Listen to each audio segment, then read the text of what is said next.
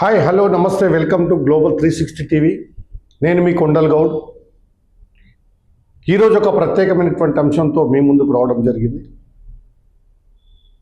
అత్యంత ప్రతిష్టాత్మకమైన రెవెన్యూ శాఖ అవినీతి కంపుతో నిండిపోయింది.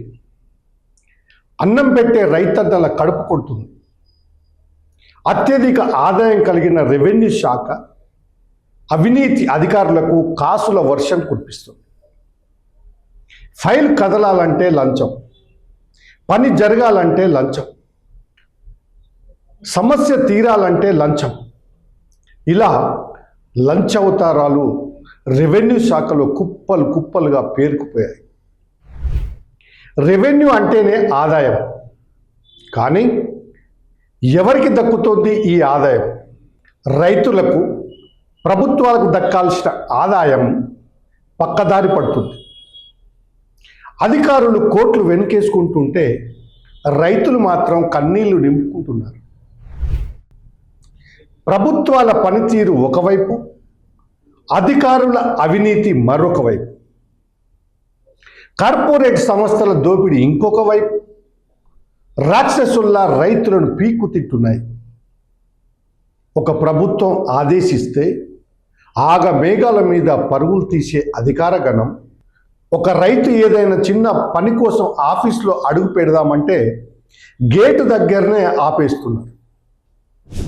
రైతు సంక్షేమం, రైతు భరోసా అంటూ రంకెలు వేసే ప్రభుత్వ పెద్దలు కార్యాచరణలో చూపించడం లేదు.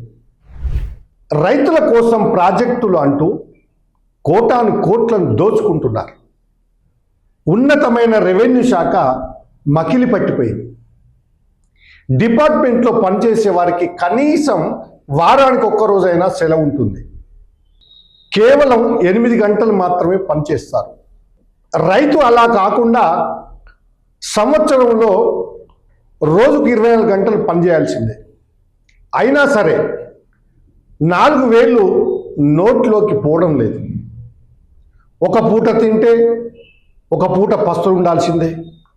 రైతులను కంటికి రెప్పలా కాపాడుకోవాల్సిన రెవెన్యూ శాఖ రక్షణ మాట అటుంచి భక్షించడం మొదలుపెట్టింది. ఇది ఎంత మాత్రం వాంఛనీయం కాదు. తెలంగాణ రాష్ట్రంలో రెవెన్యూ శాఖ అనే పేరు వినగానే ప్రజల్లో కలిగే భావన ఒక్కటే: లంచం లేనిదే పని జరగదని. భూమి రికార్డులు, మ్యూటేషన్, పాస్బుక్, వారసత్వ హక్కులు ఇవన్నీ కాగితాలపైనే కాదు, అధికారుల జేబులపైనే ఆధారపడిపోతున్నాయి. ప్రజలకు రక్షణ కల్పించాల్సిన ఈ శాఖే ఇప్పుడు సమస్యలకు మూలంగా మారింది. భూమి రికార్డుల్లో తప్పుడు ఎంట్రీలు, అసలైన యజమానుల పేర్లు తొలగింపు, ధరణి పోర్టల్లో తప్పులు ఇవన్నీ రైతుల ప్రాణధారమైన భూములను కబలించే అనకొండలయ్యాయి. తన భూమిపై హక్కు నిరూపించుకోవడానికి రైతు ఏళ్ల తరబడి కార్యాలయాల చుట్టూ తిరగాల్సిన దుస్థితి కలుగుతుంది. మ్యూటేషన్ చేయించుకోవాలా, పాస్బుక్ కావాలా, సర్వే చేయించుకోవాలా, ప్రతి అడుగడుగుకు లంచం తప్పనిసరి. లంచం లేకుండా రెవెన్యూ శాఖలో పని జరగదు అనే నమ్మకం ప్రజల్లో బలంగా నాటుకుపోయింది. ఇది ఒక విధంగా అధికారిక సత్యంలా మారింది. ప్రభుత్వ భూములు, ఇనాం భూములు, దేవాదాయ భూములు, ఈ భూముల్లో అక్రమార్కుల చేతుల్లో ఏవి తప్పించుకోలేవు.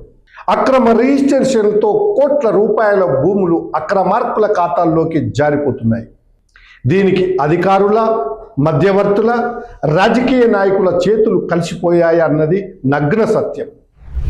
బహిరంగంగా ప్రజల్లో కూడా ఇవే ఆరోపణలు వినిపిస్తున్నాయి.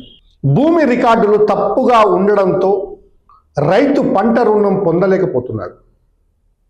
అప్పులు, కోర్టు కేసులు, ఆర్థిక ఇబ్బందులు ఇవన్నీ రైతు జీవితాన్ని దుస్థితిలోకి నెడుతున్నాయి.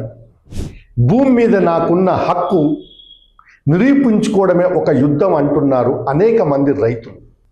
ఇక్కడ ఎదురవుతున్న ప్రశ్న ఒకటే: ఈ దోపిడీకి అంతం లేదా?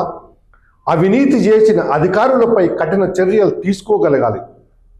గ్రామ స్థాయిలో భూ రికార్డులను ఒక క్రమ పద్ధతిలో క్షుణ్ణంగా ఎలాంటి తారతమ్యాలు లేకుండా తనిఖీ చేయాలి. ఒకప్పటి ధరణి, ఇప్పటి బిల్డు నౌ లాంటి ఆన్లైన్ వ్యవస్థలను పారదర్శకంగా, బలోపేతం చేయాలి. రాజకీయ జోక్యాన్ని పూర్తిగా అరికట్టాలి. రైతు కన్నీటిని తుడవడం, ప్రజల భూమికి భద్రత కల్పించడం ప్రభుత్వానికి పెద్ద సవాల్. రెవెన్యూ శాఖలో మార్పు రాకపోతే అది కేవలం రైతుకే కాదు, తెలంగాణ సమాజానికి ఒక పెద్ద దెబ్బగా మిగిలిపోతుంది. ఇది ఇవాల్టి ప్రత్యేక కథనం. మరో స్పెషల్ స్టోరీతో మీ ముందుకు వస్తాం. అంతవరకు సెలవు. నమస్తే.